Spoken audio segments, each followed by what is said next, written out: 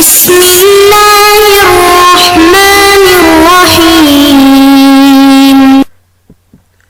بسم اللہ الرحمن الرحیم۔ علم مقاصد شریعہ۔ علم مقاصد شریعہ کا آج سبق نمبر 20 ہے۔ آج کے سبق کا عنوان ہے مقاصد قطعیہ، ظنیہ اور وہمیہ کا تعارف۔ آج کے سبق میں ہم مقاصد قطعیہ، ظنیہ اور وہمیہ کے بارے میں تفصیل ذکر کریں گے۔ پچھلے سبق میں سبق نمبر 19 میں ہم نے مقاصد ضروریہ، حاجیہ اور تحسینیہ میں تعلق کو بیان کیا تھا، جس میں اس سلسلے میں قواعد ذکر کیے تھے اور مقاصد ضروریہ، حاجیہ اور تحسینیہ کی اقسام ذکر کی تھی، اور پھر مقاصد ضروریہ، حاجیہ اور تحسینیہ میں ترتیب ذکر کی تھی۔ اور یہ آپ کے سامنے ذکر کیا تھا کہ ہم دراصل مقاصد شریعہ کی اقسام ذکر کر رہے ہیں۔ یہاں تک مقاصد شریعہ کی کئی اقسام آپ کے سامنے آ گئی، جیسے مقاصد عامہ، خاصہ، جزئیہ، اور اسی طرح مقاصد ضروریہ، حاجیہ، تحسینیہ۔ آج کے سبق میں ہم یہ ذکر کریں گے کہ قطعیت اور ظنیت کے اعتبار سے مقاصد شریعہ کی 3 قسمیں ہیں: مقاصد قطعیہ، مقاصد ظنیہ، مقاصد وہمیہ۔ چنانچہ مقاصد قطعیہ، مقاصد ظنیہ اور مقاصد وہمیہ کے لفظ سے ہی آپ نے جان لیا ہوگا کہ اس کا مقصد کیا ہے۔ تو مقاصد قطعیہ کا مطلب یہ ہوتا ہے کہ شریعت کے وہ مقاصد جو قطعی دلائل سے ثابت ہو، اور مقاصد ظنیہ کا مطلب یہ ہے کہ شریعت کے وہ مقاصد جو ظنی دلائل سے ثابت ہو، اور مقاصد شریعہ وہمیہ کا مطلب یہ ہے کہ وہ مقاصد جس کا صرف وہم ہو اور ایک خیال ہو، نہ اس کے بارے میں یقین ہو، نہ اس کے بارے میں گمان ہو۔ تو چنانچہ آج کے سبق میں ہم اس کے بارے میں تفصیل سے ذکر کریں گے۔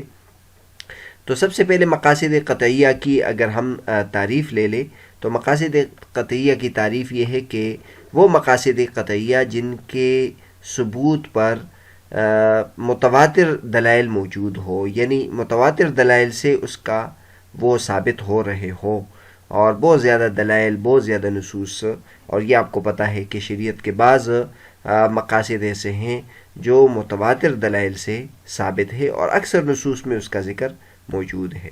اس کی اگر ہم مثالیں ذکر کرنا چاہیں تو کئی مثالیں ہم اس کو ذکر کر سکتے ہیں جو متواتر نصوص سے اس کے بارے میں آئے۔ سب سے پہلے اگر ہم تیسیر کو لے لیں، آسانی، یرید اللہ بکم اليسر، اور اس طرح یسروا ولا تعسروا، بہت زیادہ نصوص میں ہم اگر اس کو دیکھ لیں، تیسیر یعنی آسانی کو یہ شریعت نے پیش نظر رکھا ہے۔ دوسرے نمبر پر ہم امن کو دیکھ لیں تو امن شریعت کے پیش نظر ہے کہ انسان کی جان، مال، یہ چیزیں محفوظ ہو، تو یہ شریعت کے کئی نصوص سے ثابت ہے۔ اس طرح عزت کی حفاظت سے متعلق شریعت کے نصوص تواتر کی مقدار میں موجود ہے۔ اس طرح چوتھے نمبر پر مال کی حفاظت سے متعلق شریعت کے نصوص بہت زیادہ ہیں، اور اس سلسلے میں بہت زیادہ سزائیں بیان کی گئی ہے، اور کسی کے مال کو اس کی اجازت کے بغیر، اس کی خوشی کے بغیر استعمال کرنے کی وعیدیں بکثرت موجود ہیں۔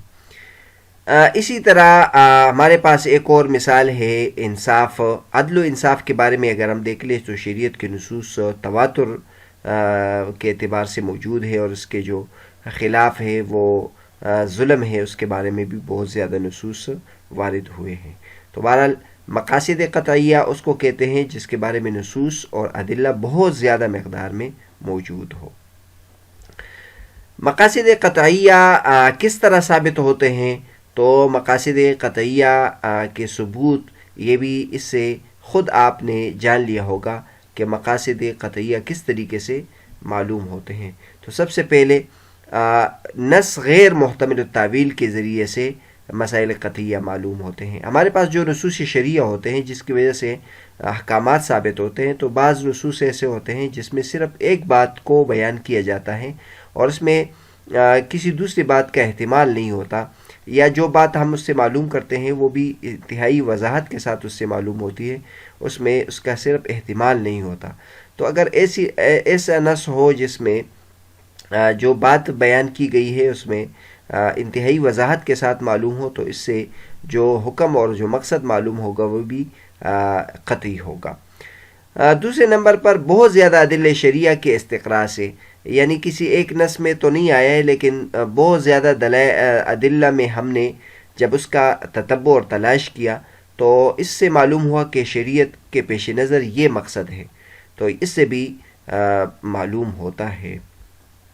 تیسرے نمبر پر عقل کے ذریعے سے بھی ہم معلوم کر سکتے ہیں۔ اللہ تبارک و تعالیٰ نے انسان کو عقل سے نوازا ہے، انسان کی خصوصیت بھی یہی ہے کہ انسان کو اللہ نے عقل سے نوازا ہے، اور اس وجہ سے اللہ تبارک و تعالیٰ قیامت کے دن انسان سے پوچھیں گے بھی، کیونکہ اللہ نے انسان کو عقل دیا ہے۔ اس کے بخلاف جو دیگر جانور ہیں ان سے پوچھ نہیں ہوگی، کیونکہ اس کو اللہ تبارک و تعالیٰ نے عقل سے نہیں نوازا۔ تو عقل کو اللہ تبارک و تعالیٰ نے انسان میں رکھا ہے۔ انسان عقل کے ذریعے سے معلوم کر سکتا ہے کہ کس چیز میں اس کو فائدہ ہے اور کس چیز میں اس کو نقصان ہے۔ تو یہ ہم نے آپ کے سامنے 3 چیزیں ذکر کی جس کے ذریعے سے قطعی جو مقاصد ہے وہ ثابت ہوتے ہیں۔ اس کے بعد ہم مقاصد ظنیہ کے بارے میں تفصیل ذکر کرتے ہیں۔ مقاصد ظنیہ خود آپ کو پتہ ہے وہ ہے جو قطع اور یقین سے نیچے درجے کے ہوں۔ غالب گمان بھی اس میں آ جاتا ہے، اور جس میں اختلاف ہوتا ہے۔ آپ نے فقہ پڑھا ہوگا، اصول فقہ پڑھا ہوگا، تو اصول فقہ میں بہت سارے نصوص ایسے ہوتے ہیں جن سے جو بات معلوم ہوتی ہے انتہائی وضاحت کے ساتھ، جس پر ائمہ کا اکثر اتفاق ہوتا ہے، تو وہ قطعی مقاصد میں آ جاتے ہیں۔ اور وہ نصوص جس میں ائمہ کا اختلاف ہوتا ہے تو یہ پھر مقاصد ظنیہ اس کے تحت آتی ہے۔ مثلا مقاصد ظنیہ میں ہم اس کی مثال ایک اگر دینا چاہے تو یہ مثال دے سکتے ہیں۔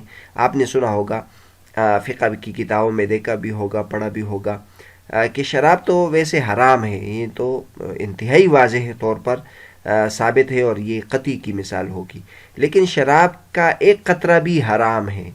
اب شراب کا ایک قطرہ بھی حرام ہے تو اس کو اگر ہم دیکھ لیں تو بسا اوقات ایسا ہوگا کہ اس کی وجہ سے جو شراب کے حرمت کی وجہ ہے کہ اس سے انسان کے عقل میں فطور آتا ہے، شراب کے قطرے سے شاید فطور نہ آئے، لیکن اس کو بھی ہم نے حرام قرار دیا ہے، تو اس میں مقاصد ظنیہ ہے۔ یعنی ہمارا گمان یہ ہے کہ شاید یہ ایک قطرہ بھی انسان کے لیے مضر ہے، اس لیے اس کو ہم نے ناجائز قرار دیا۔ دوسرے نمبر پر ہم مثال دے سکتے ہیں نبیذ تمر کی۔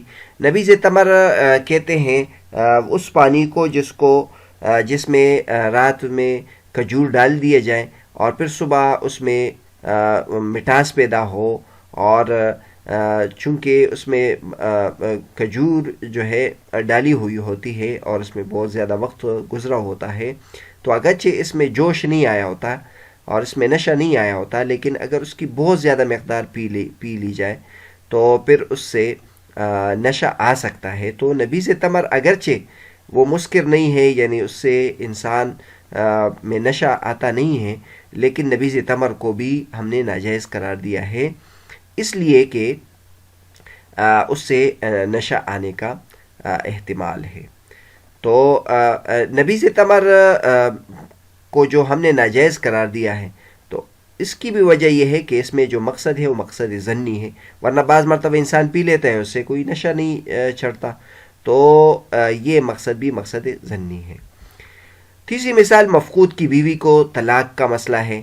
آپ حضرات کو پتہ ہے کہ اگر کوئی شخص گم ہو جائے اور اس کا کوئی اتا پتہ معلوم نہ ہو تو اس کو مفقود کہتے ہیں۔ تو اب اس کی بیوی کے بارے میں کیا حکم ہے؟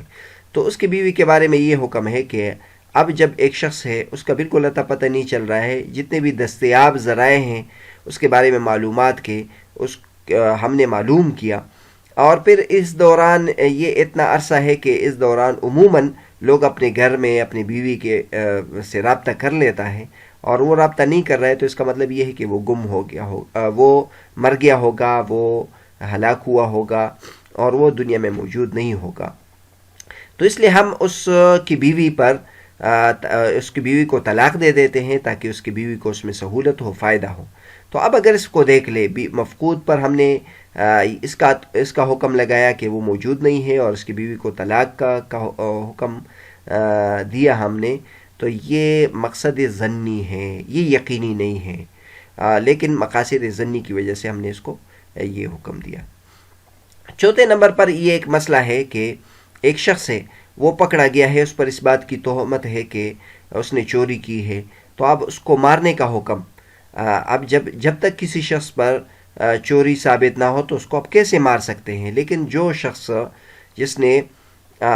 جس پر چوری کا احتمال ہے اور جس پر چوری کی تہمت ہے، تو اس کو ہم مارتے ہیں اس مصلحت کے لیے، اس مقصد کے لیے کہ وہ اقرار کرے۔ ویسے تو کوئی اقرار نہیں کرتا، تو اس مقصد کے لیے کہ وہ اقرار کر لے، اور پٹائی کی وجہ سے اور ریمانڈ کی وجہ سے وہ پھر بول لیتا ہے۔ تو اب اس مصلحت کو اگر دیکھ لے، یہ مقصد ہے اور یہ مصلحت بھی ہے، لیکن یہ مقصد یقینی نہیں ہے۔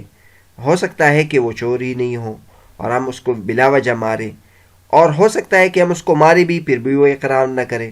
تو یہ مقصد ہے اور یہ مقصد ظنی ہے۔ تو بہرحال ہم آج کا جو سبق تھا وہ مقاصد قطعیہ، ظنیہ اور وہمیہ کے بارے میں تھا۔ تو اس سے پہلے ہم نے مقاصد قطعیہ اور مقاصد ظنیہ کے بارے میں تفصیل ذکر کی۔ اب مقاصد وہمیہ کے بارے میں ذکر کرتے ہیں۔ مقاصد وہمیہ کا مطلب یہ ہوتا ہے کہ وہم اور خیال ہو اور اس کی کوئی دلیل شرعی موجود نہ ہو، یعنی اس مقصد کے پیش نظر اس کے پشت پر کوئی دلیل شرعی معتبر نہ ہو، بس ایک انسان کے سوچ اور وہم میں یہ بات آتی ہو کہ اس سے یہ فائدہ حاصل ہو سکتا ہے، جبکہ حقیقت میں اس سے ضرر ہوتا ہے۔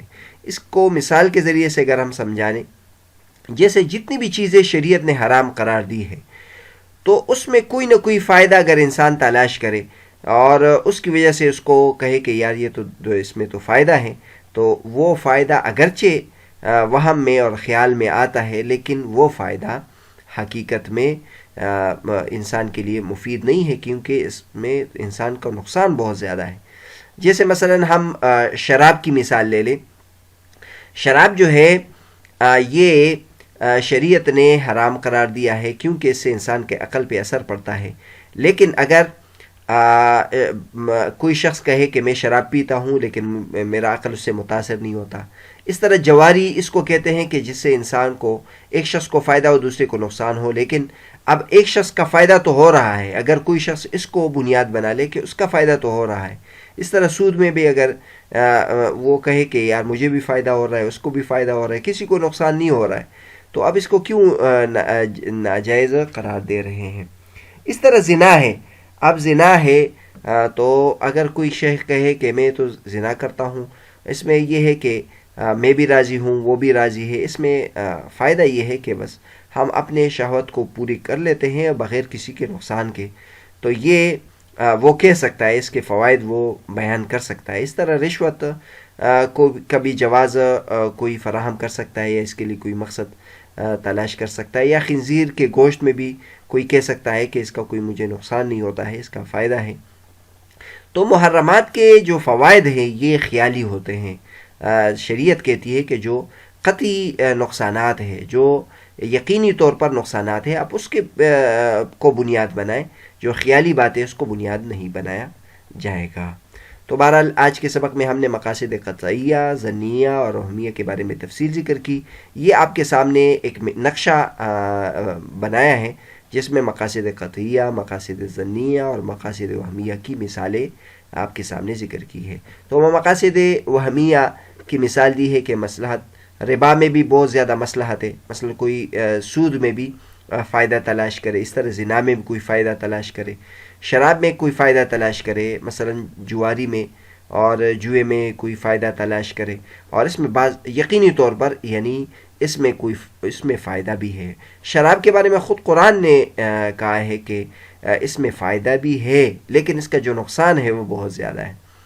تو اس طرح زنا میں یہ فائدہ ہو سکتا ہے کہ کوئی غریب عورت ہے، اس کے ساتھ شہوت پوری کرے اور اس کو بہت زیادہ پیسے دے دے اور اس کا گھر چل پڑے اور اس کا کاروبار ہو، تو یہ فائدہ ہو سکتا ہے۔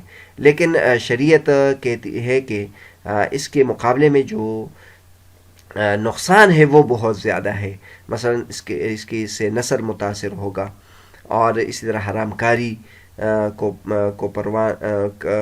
کاری کو فروغ ملے گا۔ تو یہ باتیں ہیں۔ اور اسی طرح مقاصد ظنیہ کی مثال اگر ہم دیکھ لیں تو کم سے کم شراب کو بھی ہم نے حرام قرار دیا ہے، اس طرح نبیذ کو بھی ہم نے ناجائز قرار دیا. اس کی وجہ یہ ہے کہ اس میں احتمال ہے کہ انسان بے ہوش ہو جائے اور انسان مدہوش ہو جائے اور اس کو نشہ چڑھ جائے، اس لیے ناجائز قرار دیا ہے. اس طرح خاوند موجود نہیں ہے، وہ گم ہو گیا ہے، ہم عورت کو طلاق دیتے ہیں تو یہ ظنی گمان کی بنیاد پر ہے. اور اسی طرح خاوند بہت زیادہ بیمار ہے اور اس دوران وہ اپنی بیوی کو 3 طلاق دیتا ہے، تو ہم اس مطلقہ ثلاث کو وارث بنا دیں گے، کیونکہ اس میں وہ اس عورت کو وہ نقصان دے سکتا ہے کہ وہ اس کو میراث سے محروم کرے. مقاصد قطعیہ کی مثالیں اگر ہم دیکھ لیں، مقاصد قطعیہ کی مثالیں، کیونکہ مقاصد قطعیہ کی تعریف ہم نے یہ کی تھی کہ جو متواتر نصوص سے ثابت ہو. تو اب حفظ دین یعنی دین کی حفاظت کرنی چاہیے، تو اس کے بارے میں ہم اگر نصوص دیکھ لیں تو شریعت کی تمام نصوص اس کے بارے میں ہے کہ انسان کو اپنے دین کا خیال رکھنا چاہیے. اسی طرح وَاحْفَظُوا أَنفُسَكُمْ، نفس کی حفاظت کا خیال شریعت کے کئی نصوص سے ثابت ہے. اس طرح نسل کی حفاظت، اس کے بارے میں نصوص ہے. اس طرح عزت کی حفاظت، عقل کی حفاظت، مال کی حفاظت، یہ مقاصد قطعیہ کی مثالیں ہیں. تو بہرحال آج کا جو ہمارا سبق تھا، سبق نمبر 20، اس میں ہم نے مقاصد قطعیہ، ظنیہ اور وہمیہ کا تعارف کیا اور مثالیں دی اور تفصیل کے ساتھ اس سے متعلقہ امور ذکر کیے.